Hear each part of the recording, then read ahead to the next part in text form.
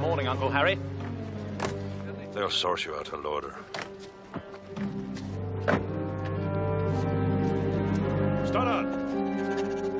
Hastings? Ah, thank you. Hastings? Now, I shall need at least 6. No, 8. For the Tetra à l'Angoisse. I shall ask the hotel to cook us some tomorrow. It's not like ordering them in a shop, Poirot. I've got to shoot the damn things. I have every faith in your marksmanship, Hastings. You ready, old man? Ah, Roger. Mr. Poirot, it's taken me 10 years to get him up onto Uncle Harry's moor. I don't want you missing the drive. I'm ready. For God's sake, Harry, it's not much. Doesn't mean I can marry again. £300 is nothing to you. Look bloody odd, wouldn't it, Jack? Me putting that sort of money in the way of my maid and my gamekeeper. Damn you. I sometimes wonder which of us was born a bastard. Jack! Stoddard! Yes, Mr. Roger. Look after Mr. Archie, will you? Aye, aye, sir. Right, Mr. Archie. Right, have a look here. John, what do you think? Good luck, darling.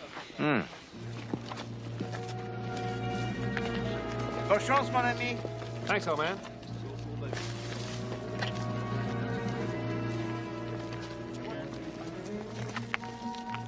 Good shooting, Archie.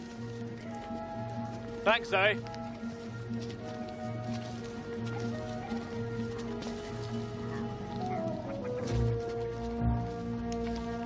Poor old Archie. Hasn't a clue, I'm afraid. He's your cousin, isn't he? Yes. Should have seen the guns he turned up with. Still, he's only a school teacher, so on his salary, what could you expect? Now, this is you, old man. Good shooting. Thanks.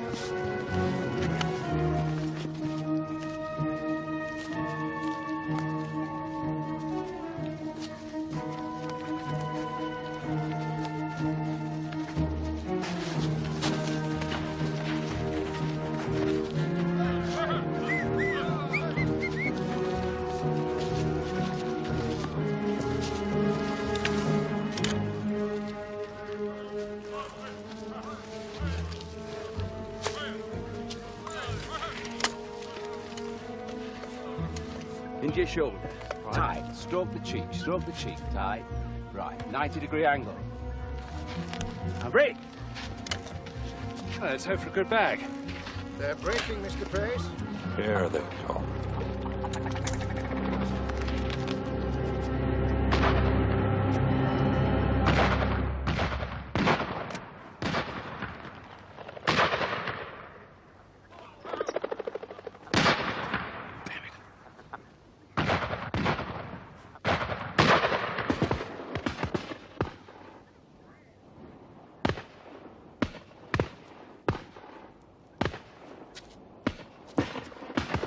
Monsieur Poirot. Monsieur Poirot? Oh, pardon, madame. the popping, you know. But why did you come, Monsieur Poirot? The red grouse. It must be eaten fresh while the gun is still smoking, as we say. Ah, gourmet. You are too kind, Madame Havering, but it is most rare in my country, the tetras. We make do with la gelée nut, the wood grouse. With the flavor, it is piney. Piney? Yes, this is not a word, piney, like the pine trees? Oh, piney. Yes. It's a very good word.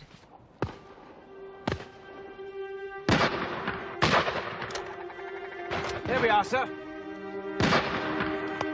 Slowed. Quick. Watch him, Stoddard! Ah! You've hit Mr. Pace. Mr. Pace! You bloody fool! You bloody fool! You damn near killed me! And what the hell were you doing, Stoddard? You were supposed to be looking after him. Call yourself a gamekeeper?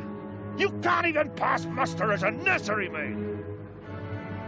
Oh, will you give me a handkerchief?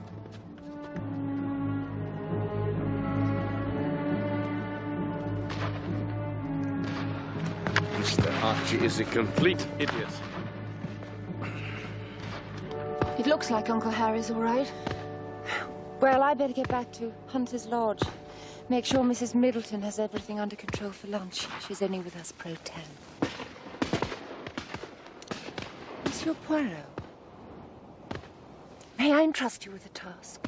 Madame. Look after Cousin Archie for me, will you? I couldn't bear it if he went back to his little cottage and brooded. You will not be able to brood in the company of Hercule Poirot, Madame. You are a treasure.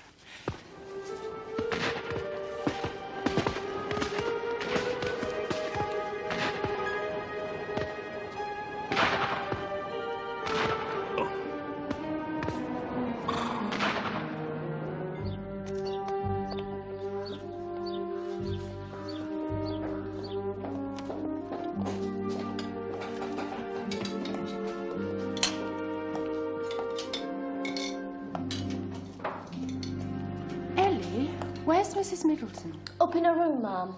She done most of it. She left us a note to get on setting it out. She's impossible. Still, it all looks very nice. Thank you, Ma'am. Thank you, Ma'am. I'm going to lie down for a moment. I've got a wretched earache. The wind up there's like a knife. It's been snowing up on the moor, you know. Others will be here in about half an hour. Mrs. Middleton?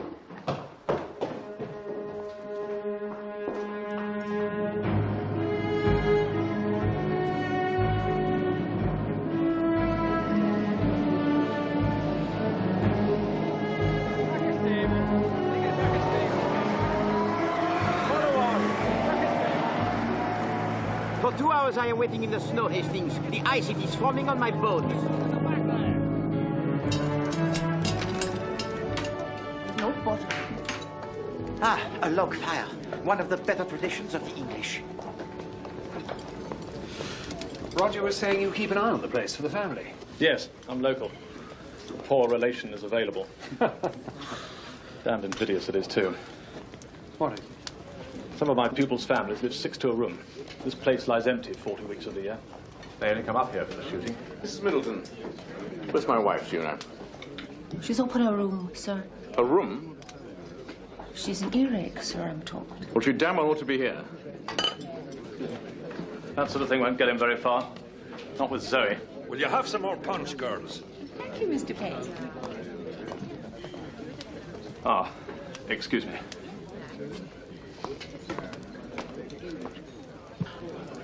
Uncle Harry, I'm really sorry about your hand. Don't think I'll take up grouse shooting as a career. Delighted to hear it. A fella asked me the other day, a Bolshie, you know, asked me, had I actually made anything during my worthless life? Certainly, I said. I made a lot of friends, I made a lot of enemies, and I've made a lot of money.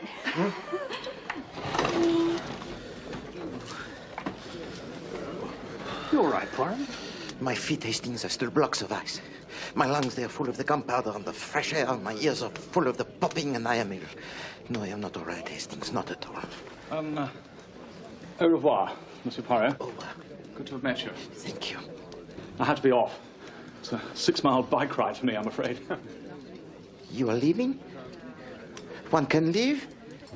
Mr. Poirot, goodbye. Ah, Monsieur Havering. Goodbye. Thank you. Next year, we'll put you up at the house. No, the hotel's fine. It's very comfortable. Bye, Roger. Bye. Cheerio. Thanks. Hope his hand gets better. I'm sure it will. Bye, Archie. Take care. Oh, I'm sorry. It's all right. I'm all right. Are you all right, Zoe? Oh, yes. I had a filthy earache. I'm fine now. Take care of yourself, Archie. Yes. Yes, indeed. Well, bye then.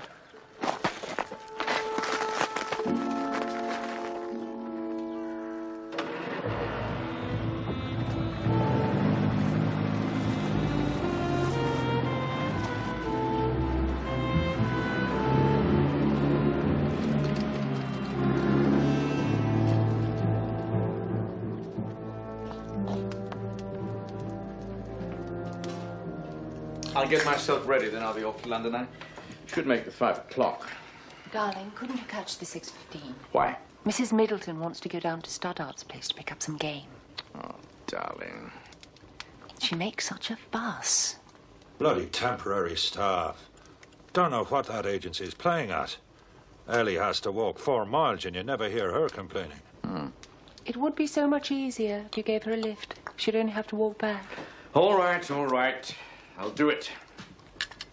Mrs. Middleton? Joe, would you like a lift too? Mr. Havering could drop you off on the way to Mr. Stoddart's. Oh, thank you, ma'am. Come along then.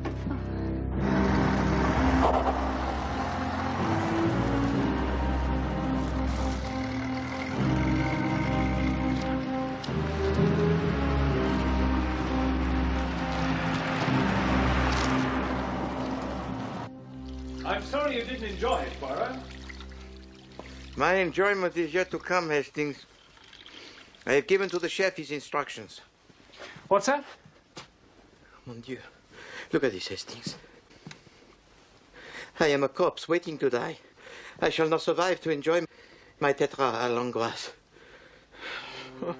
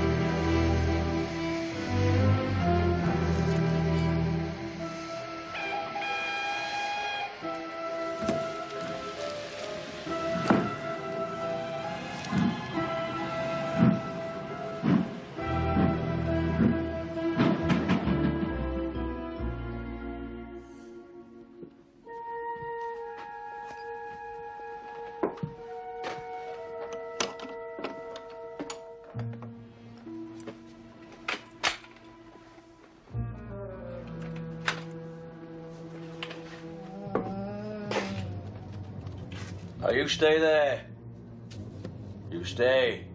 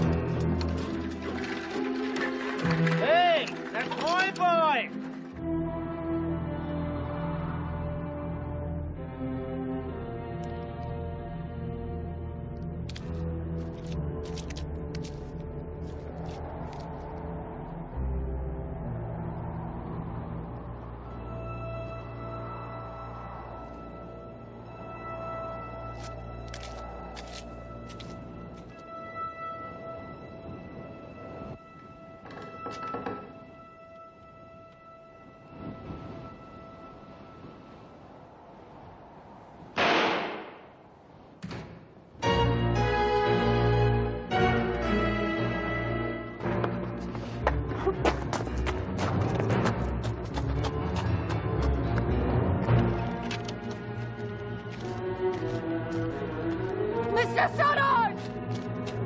Mr. Stoddard! Fetch the police. There's been a shooting. Go! Go!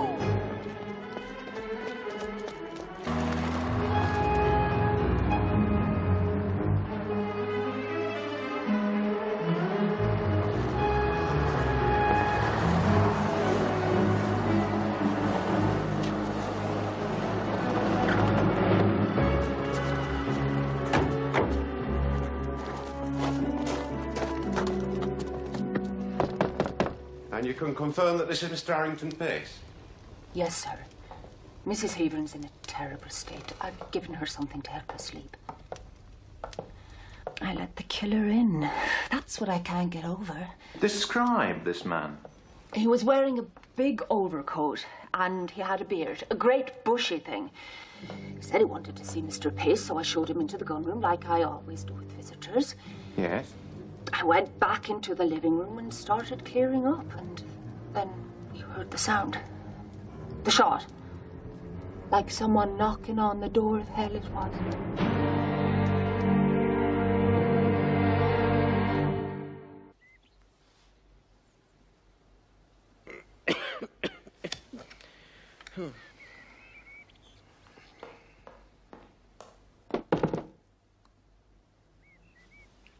Who is it?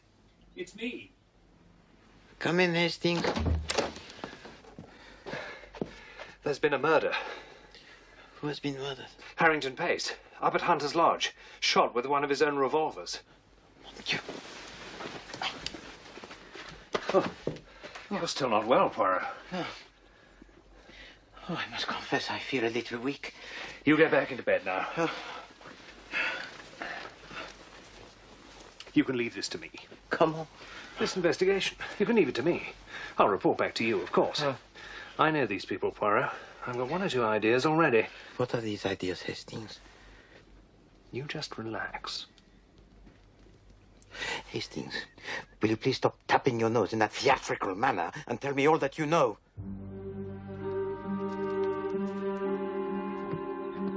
Don't seem to be able to find that Mrs. Middleton, Sarge. What do you mean, can't find her? Oh, this is the Scotland Yard fellow. Find her? That's all,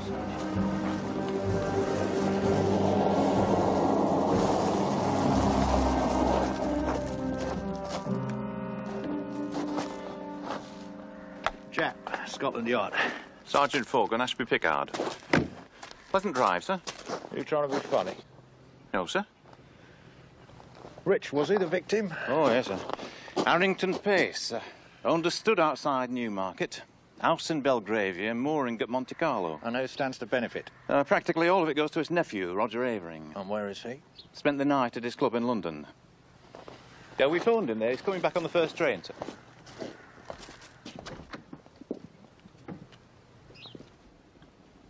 He was shot by a man who just turned up at the door asking to see him. Must have got away through that window. It was the gamekeeper who came and got us. Oh, he stood to gain too, sir. He's the only other real beneficiary. Oh, yes. Pace left him £4,000. Did he, by God? Excuse me, Sergeant, but she's not on premises. She's definitely gone. Who's that? Well, the housekeeper, Miss Middleton. She showed killer into the house. She's our chief witness. Better initiate a search. How many men have you got? Men, sir? Just the one, sir. Him. Well, you'll have to make optimum use of your resources, won't you? Sir?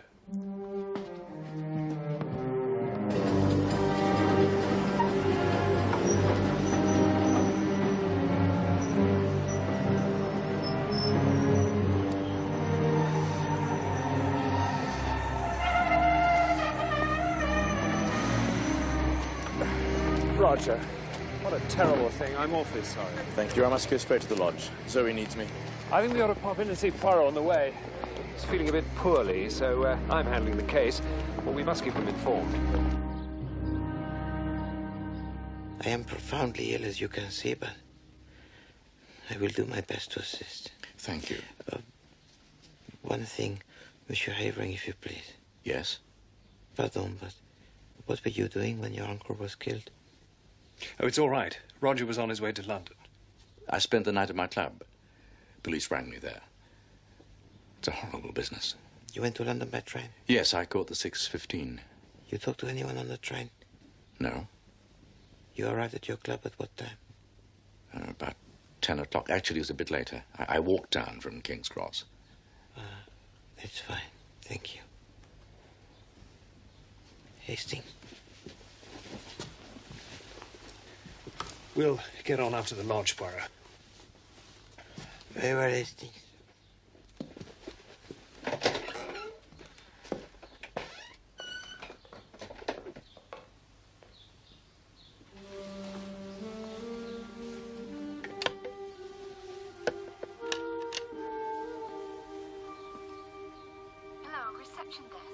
Hello, yes, this is Hercule Poirot, room number 5. I require, if you please, a railway timetable. I was in here with Mr. Pace when there was a knock at the door. I heard Mrs. Middleton go to answer it, so I got up to see who it was. Yes. It was a man I didn't recognize, so I waited for Mrs. Middleton to show me to the gun room and come and announce him. What did he look like? Average-ish height, hat, specs, I think. Couldn't be sure. Beard. What sort of beard? Bushy. He looked like one of those anarchists in a cartoon in Punch. Do you remember what time this man arrived? About 7:15. Please go on. Well, Mrs. Middleton knocked a minute later, said the man wouldn't give his name but wanted to see Mr. Pace. Harry said he'd see what he wanted. He got up and a few minutes later we heard the shot. The housekeeper, Mrs. Middleton, she was in the room with you, was she? Yes, she was clearing the drinks glasses. Did this man arrive by car? I don't know. I didn't hear anything. Would you normally hear a car arriving? Oh, yes. Yes, if he came by car, he didn't bring it up to the house.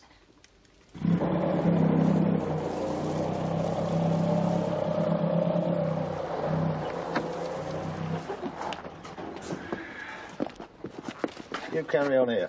Yes, sir. This hotel of yours presentable, is it? Not too bad. I'll book myself in. What are their sandwiches like? Sandwiches? No idea. Tell you what, I put my money on this Middleton woman being in league with the killer. On her own admission, she shows the fellow in. Next morning, she's gone.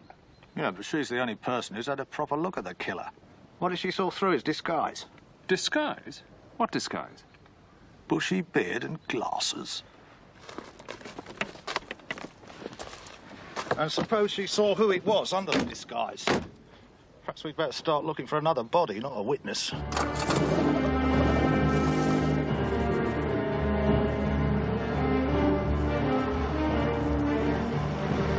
Well, Mr. Poirot, you get that down yet?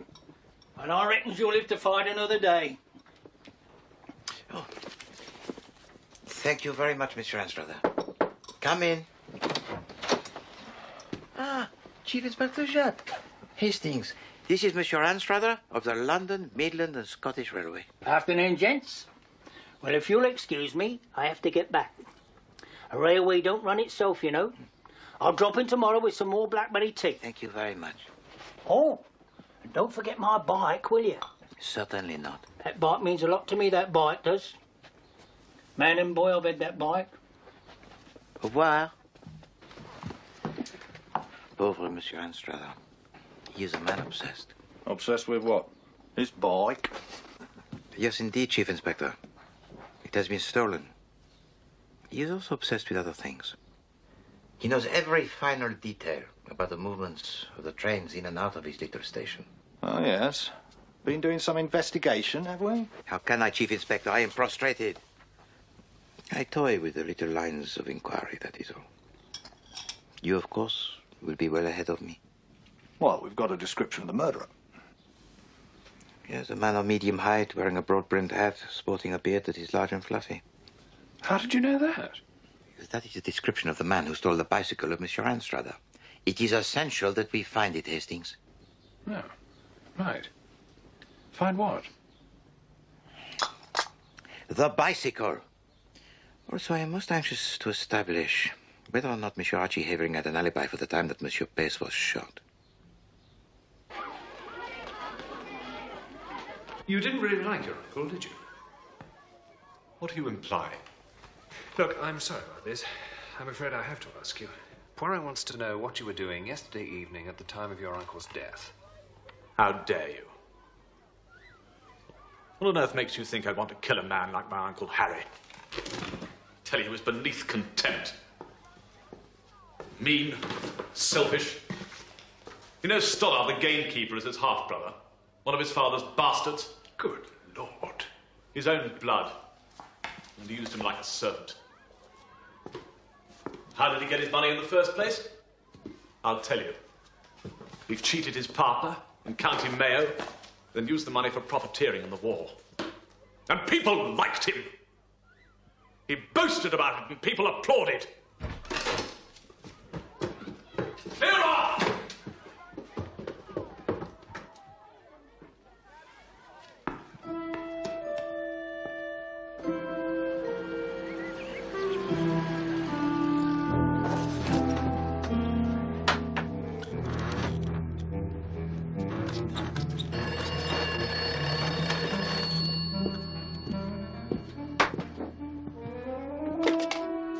Hello? Chief Inspector? Ah, how's the cold, Poirot? It is not a cold. It is a deadly fever. Nasty. However, I have asked Monsieur and Madame Havering to come to the hotel. I am now convinced that Monsieur Roger Havering has not been telling the truth. You say, Monsieur Havering, that you arrived at London at 9 o'clock. The only witness that you can produce is the doorman at your club, where you arrived at 10 o'clock. You say that you spent this hour walking between King's Cross and St. James's, and yet you can describe none of your movements, no events, no street names, rien, nothing. This isn't the line I've been following at all, Poirot. What are you driving at? I am driving at a curve in the line of the local railway. A loop of iron which connects Ashby-Pickard with the little station of Ashby-le-Walkin. What? It is quite possible, Monsieur Havering, for a man to catch the 6:15 train at one station and get off at the next. With the aid of the bicycle, he returns to Hunter's Lodge, disguised with a beard and wearing the broad-brimmed hat. He shoots the man he wishes to shoot. Then he catches the 7:20 from Ashby-Pickard, a train that is faster than the 6:15, which will get him to London in time to be at his club by 10 o'clock. My God. You're serious, aren't you? It is a serious affair. A man has been killed, and you are about to be accused of his murder. Me? You, sir. Do you not see it, monsieur? You must tell us of your movements that night. Absolutely not. I can't. For God's sake, Roger, why not? I just can't. Well, Poirot. Carry on, Chief Inspector. I would like you to accompany me to the local police station, sir. What? I wish to question you in connection with the murder of your uncle, Mr. Harrington Pace, and with the disappearance of the housekeeper, Mrs. Middleton.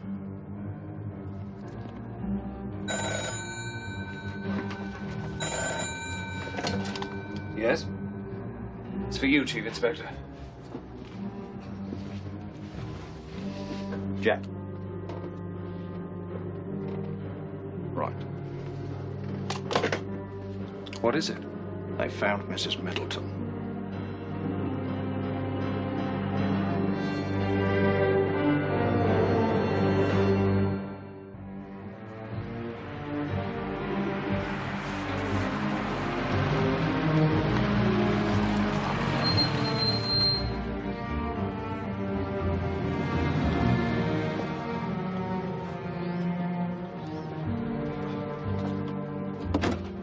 Not late, are we?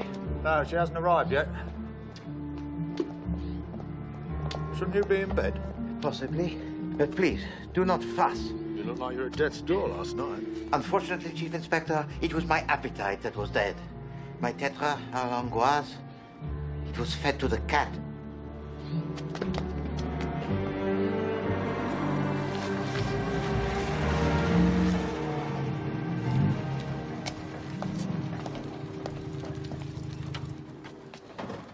Mrs. Middleton? Yes, I'm Mrs. Middleton. What have you brought me here for?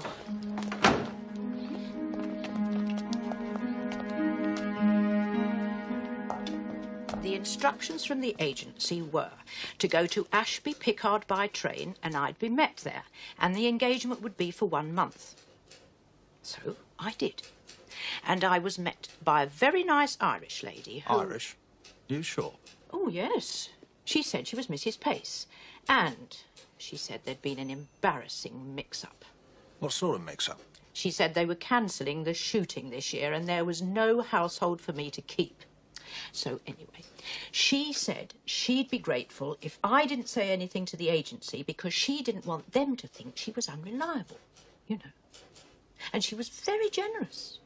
She said she'd give me 2 months' wages in lieu if I'd agree not to put myself back on the agency books for a full month. And you agreed? Yes. She seemed very nice.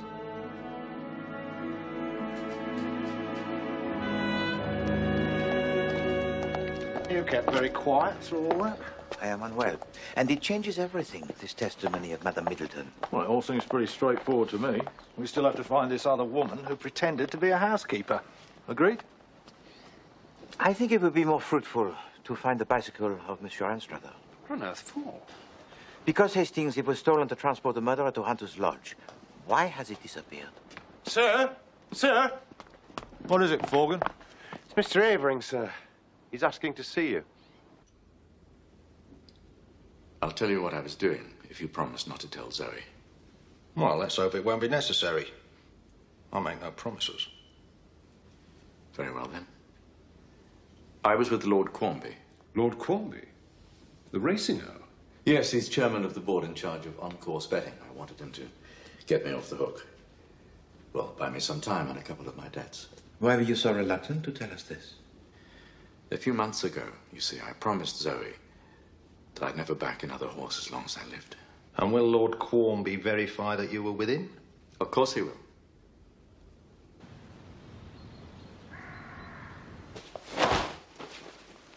Tell me, Mademoiselle Joan, on the night of the murder, when was the last time that you saw Madame Middleton? She was in the car with Mr. Avering when they dropped me off at home. He was on his way to the station, and he gave her a lift over to Mr. Stoddart's house. Mr. Stoddart, the gamekeeper? Yes. Ah, yes, of course. Monsieur Stoddart. You hope to be his wife one day, do you not? No one's supposed to know that, sir. I comprehend. Tell me more about Madame Middleton. Oh, she was that strict. Always leaving little notes about the place, criticising. Mr. Stoddart didn't like her. They used to be quite sharp with each other. Did Madame Middleton ever talk to you about herself? No, not really. She said you were from Ireland. Mayo, I think. But she always kept herself to herself, like. Mademoiselle Joan, this apron. Oh, that's Mrs. Middleton, sir. Oh, thank you. That will be all. So, when Harrington Pace was living in Ireland, he cheated his partner and ruined him. Then, this mysterious woman, who was also from County Mayo, turns up and replaces Mrs. Middleton. She was probably a relation of the ruined man. She opens the door to her accomplice, the fellow with the bushy beard. They kill Pace, and both of them disappear. Absolument, mon ami. You have the story exact. Oh.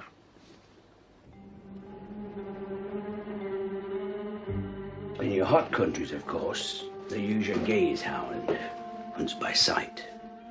But with the moistness in our air, we favour a dog that hunts by scent. And I tell you, she's a prime example of that, aren't she, huh? She's the best of her kind, she is. That is most interesting. Tell me, Monsieur Stoddart, if you please, on the night that Monsieur Pace was killed, Madame Middleton came to your house to collect some game birds, did she not? No. Oh, you're right. I was expecting her.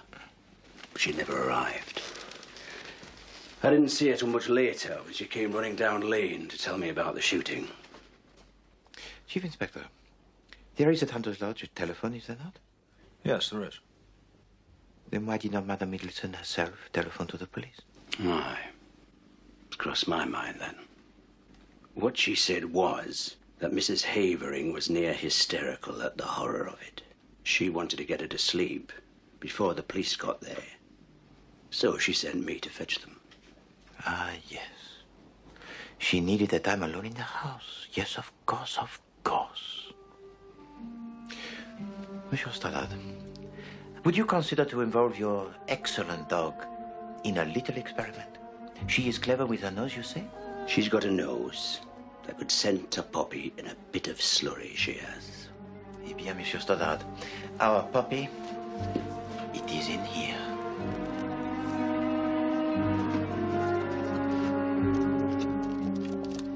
It is essential that we determine the whereabouts of the person who calls herself Madame Middleton. Easier said than done. Not a glimmer. Road, rail, local gossip, nothing. That's why I think... Hey up, hey up. What's the girl? What's the matter, girl, huh? What's the girl, huh? Wait. Something's been buried. Something.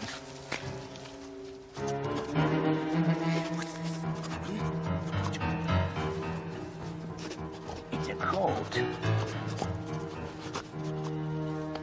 And a hat.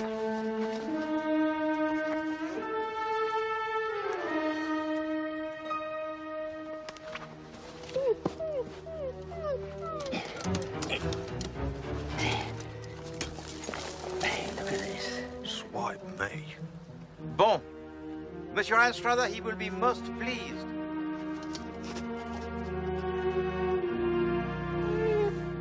What a clever dog.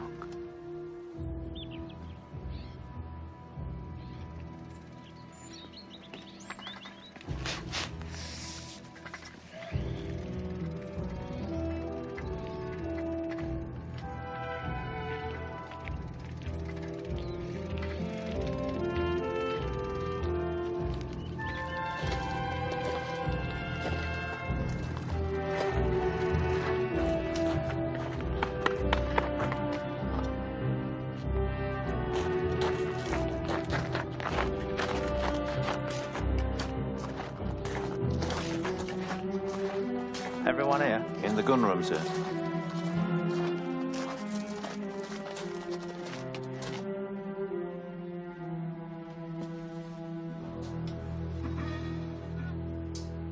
Monsieur Harrington Pace was not a likable man. He used his wealth to control his friends and his family. For example, Monsieur Stoddard, his unacknowledged brother, he employed as a gamekeeper, but refused to lend him the £300 necessary to purchase his house and to get married. His nephew, Monsieur Archie Havering, he used as an estate manager, paying him not with money, but with promises of a legacy. His other nephew, Monsieur Roger Havering, was also made to dance the attendance by assurances of wealth to come. There are, I think, here motives for murder. N'est-ce pas? Now, look here, Poirot. No, please, Monsieur Roger. I make not the accusations, I merely speculate. For instance, we know that you could not have possibly committed the murder. Because at 6:15, on that night, you were boarding a train for London.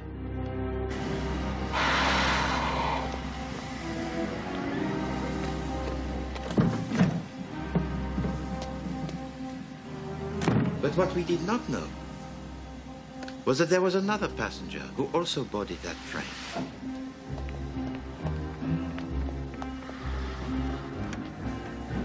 This person alighted from the train at the very next stop and stole the bicycle of my friend, Monsieur Anstruther. A curious thing to do, huh? Hey, that's my boy! But the next thing that this person did was even more curious.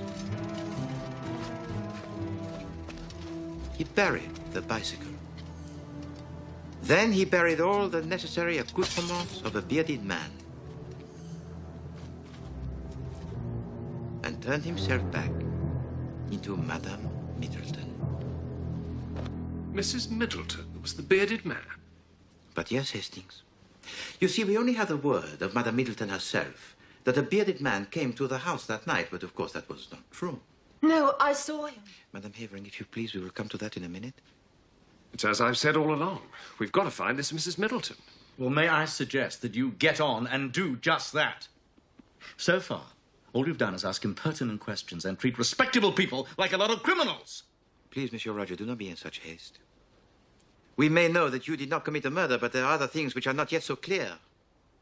This crime was of a daring most extraordinary. It had to be like clockwork. And the spurious Madame Middleton had to have an accomplice to wind the spring. I'm sorry, Mrs. Middleton. At 5:45 on the night of the murder, this spring, it was ready for release. The guests had departed. Mademoiselle Ellie had already gone home. And Mademoiselle Joan had been offered a lift in your car, Monsieur Havering. Mademoiselle Joan was duly dropped at her cottage. Madame Middleton was then to be driven to the home of Monsieur Stoddart to collect some game birds, but of course she never arrived. She was undergoing a transformation. It was essential, you see, that a suspect should be seen to alight from the train at the very next stop. A suspect that could well be Monsieur Roger Havering in disguise. Why should I try to incriminate myself? Because, Monsieur Havering, you had planned most carefully your alibi, your meeting with Lord Quamby, which you would seem to have every reason for keeping secret. But once you were forced to reveal it and were released, it was most unlikely that the police would suspect you for a second time.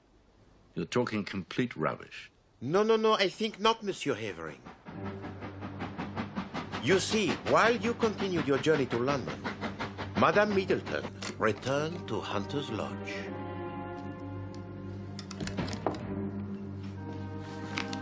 Your uncle was a very wealthy man. In time, you would inherit his fortune, but your gambling debts grew heavier and Monsieur Pace refused to bail you out. You desperately needed the money now. And so on that fateful night, Monsieur Pace was shot in cold blood. Prove it.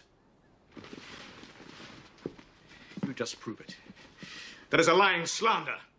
You're going to find yourself in court, Mr. Bloody Poirot. And who is this Mrs. Middleton I meant to have been an accomplice of? You can't even find her. So you busy yourself accusing everybody else. You think that Hercule Poirot is unable to find this mysterious Madame Middleton? Hercule Poirot knows a way to make Madame Middleton appear in our midst as if by magic. You do not believe in magic? Very well. I have only to tap with my cane on the floor 3 times. Thus, 1, 2, 3.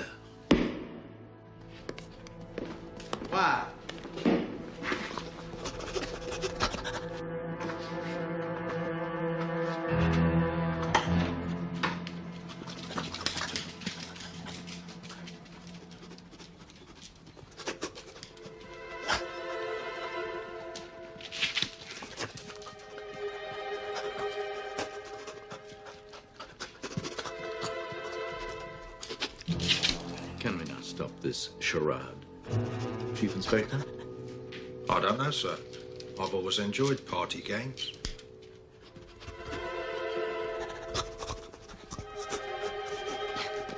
Silly dog, what's it doing?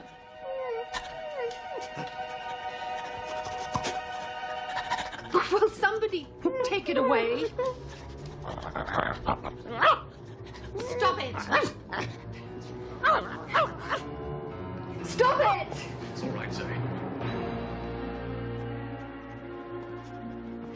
Come on, love. Come on, Hugh. Don't know what your silly game is, but it seems to have gone horribly wrong. Now leave her alone! Zoe had nothing whatever to do with this Mrs. Middleton. On the contrary, Monsieur Hachi. Madame Havering had a very close relationship with the housekeeper, Madame Middleton. The odd thing about it being was that they were never once seen together. This temporary housekeeper had only recently been employed for the family stay at Hunter's Lodge.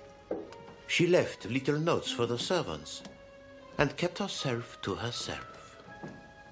If the mistress was at home, the housekeeper was absent. When the housekeeper was downstairs, the mistress was in her room. And that is where, on the night of the murder, after she had been interviewed by the police, Madame Middleton disappeared forever from the face of the earth.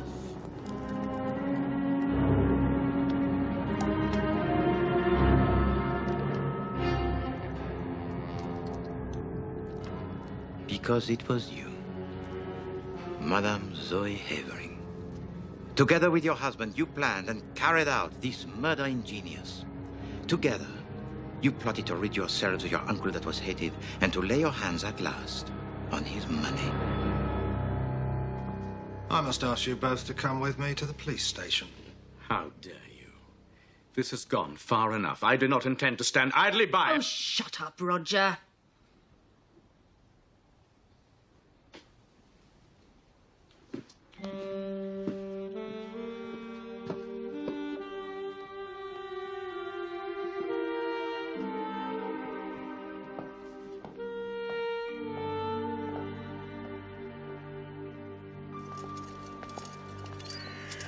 But why did she have to bury the bicycle? How could she leave it lying around, Hastings? If it was found and identified by Monsieur Anstruther as the bicycle that was stolen outside the railway station, then it would show that the murderer was still close to Hunter's Lodge.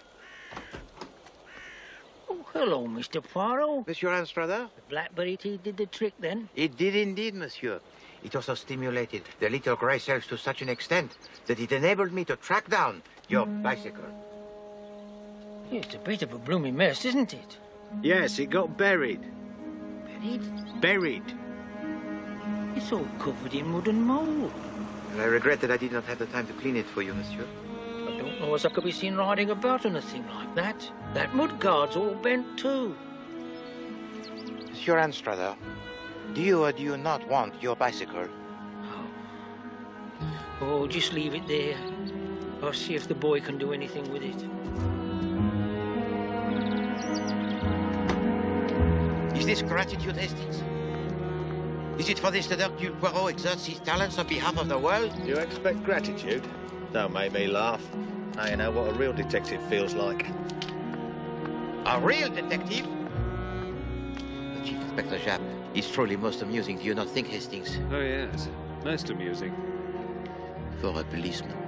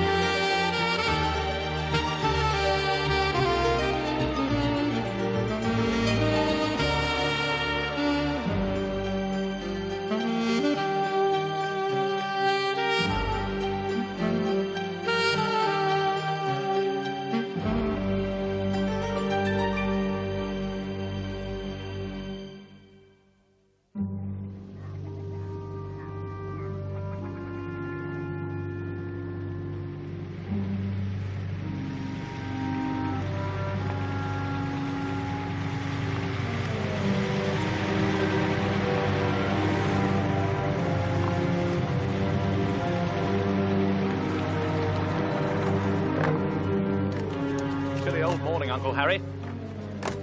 They'll source you out a loader. Stoddard! Hastings? Ah, thank you. Hastings? Now, I shall need at least 6. No, 8. For the tetra à l'angoisse. I shall ask the hotel to cook us some tomorrow. It's not like ordering them in a shop, Poirot. I've got to shoot the damn things. I have every faith in your marksmanship, Hastings. You ready, old man? Ah, Roger. Mr. Poirot, it's taken me 10 years to get him up onto Uncle Harry's moor. I don't want you missing the drive. I'm ready. For God's sake, Harry, it's not much. Doesn't mean I can marry again. £300 is nothing to you. Look bloody odd, wouldn't it, Jack? Me putting that sort of money in the way of my maid and my gamekeeper. Damn you. I sometimes wonder which of us was born a bastard. Jack! Stoddard! Yes, Mr. Roger. Look after Mr. Archie, will you? Aye, aye, sir. Right, Mr. Archie. Right, have a look here. John, what do you think? Good luck, darling. Bonne chance, mon ami. Thanks, old man.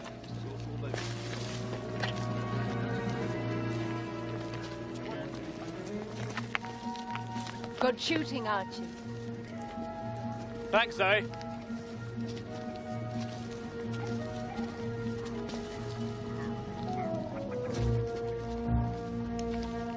Poor old Archie. Hasn't a clue, I'm afraid. He's your cousin, isn't he? Yes. Should have seen the guns he turned up with.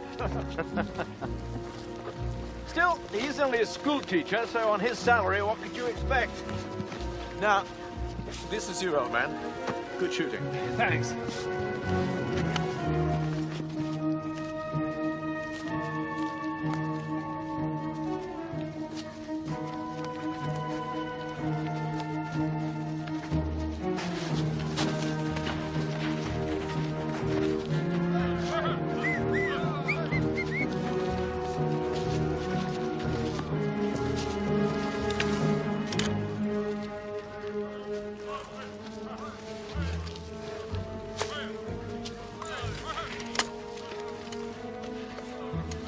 Into your shoulder. Tight. Stroke the cheek. Stroke the cheek. Tight. Right. 90-degree angle. Now break. Let's hope for a good bag. They're breaking, Mr. Pace. Here they go.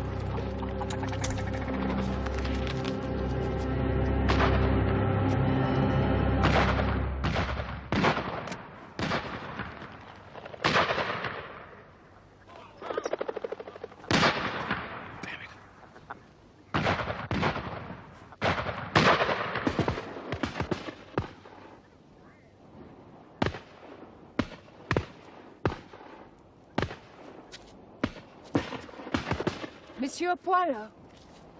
Monsieur Poirot? Oh, pardon, madame. The popping, you know. But why did you come, Monsieur Poirot? The red grouse. It must be eaten fresh while the gun is still smoking, as we say. Ah, gourmet. No, you are too kind, Madame Havering, but it is most rare in my country, the tetras. We make do with la jelly nut, the wood grouse. With the flavor, it is piney. Piney? Yes, this is not a word, piney, like the pine trees? Oh, piney. Yes. It's a very good word.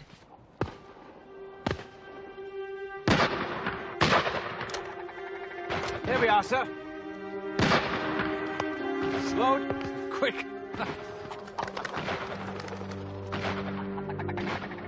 Watch him, Stoddard! Ah! You hit Mr. Pace!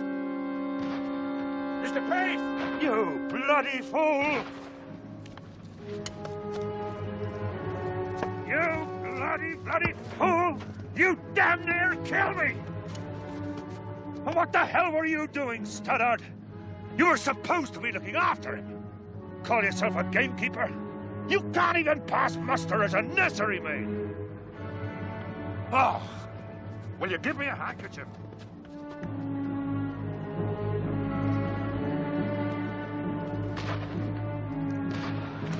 Mr. Archie is a complete idiot. It looks like Uncle Harry's all right. Well, I better get back to Hunter's Lodge.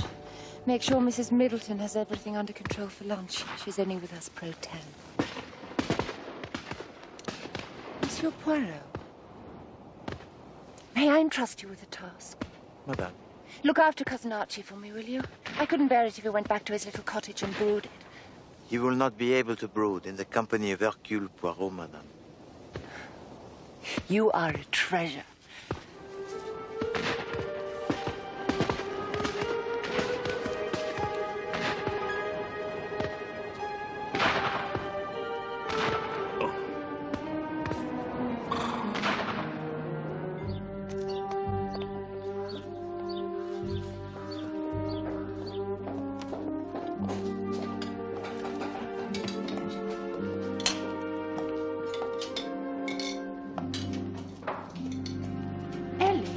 Where's Mrs. Middleton? Up in her room, ma'am.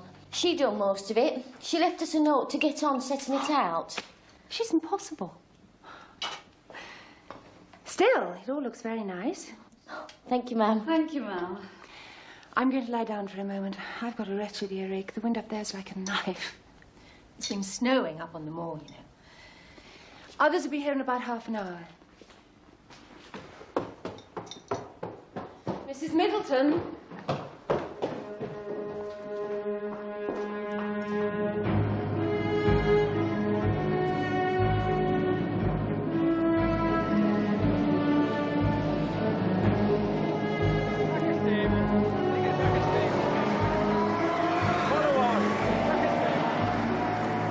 For 2 hours I am waiting in the snow, Hastings. The ice, it is forming on my bones. No bottom. Ah, a log fire. One of the better traditions of the English. Roger was saying you keep an eye on the place for the family. Yes, I'm local. A poor relation is available. Damned invidious it is, too. What is it? Some of my pupils' families live 6 to a room. This place lies empty 40 weeks of the year. They only come up here for the shooting. Mrs. Middleton, where's my wife, do you know? She's up in her room, sir. A room? She's an earache, sir, I'm told. Well, she damn well ought to be here. That sort of thing won't get him very far. Not with Zoe. Will you have some more punch, girls? Thank you, Mr. Pace. Ah, excuse me.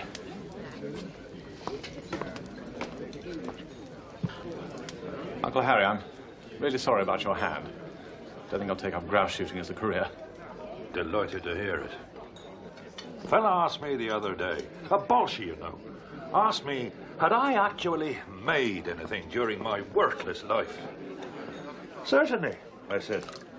I made a lot of friends, I made a lot of enemies, and I've made a lot of money.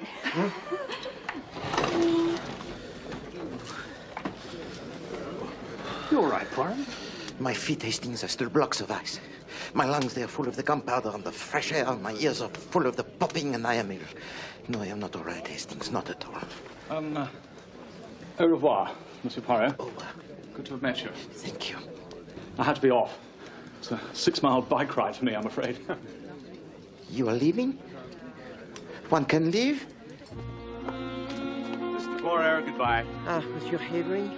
Goodbye. Thank you. Next year, we'll put you up at the house. No, the hotel's fine. It's very comfortable. Bye, Roger. Bye. Cheerio. Thanks. Hope his hand gets better. I'm sure it will. Bye, Archie. Take care.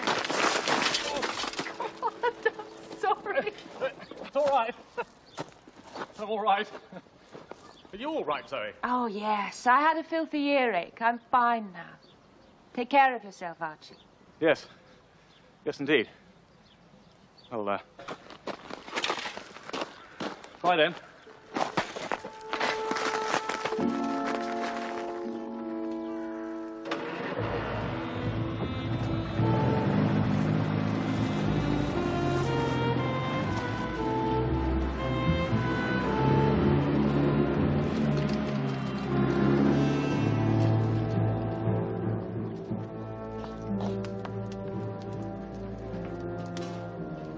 I'll get myself ready, then I'll be off to London. I should make the 5 o'clock.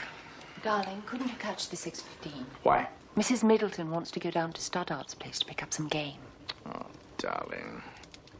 She makes such a fuss. Bloody temporary staff. Don't know what that agency is playing at. Ellie has to walk 4 miles and you never hear her complaining. It would be so much easier if you gave her a lift. She'd only have to walk back. All right, all right. I'll do it. Mrs. Middleton? Joe, would you like a lift too?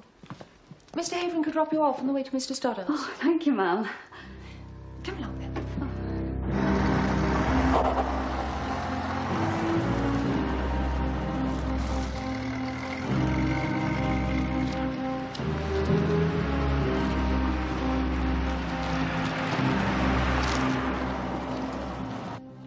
I'm sorry you didn't enjoy it, Poirot.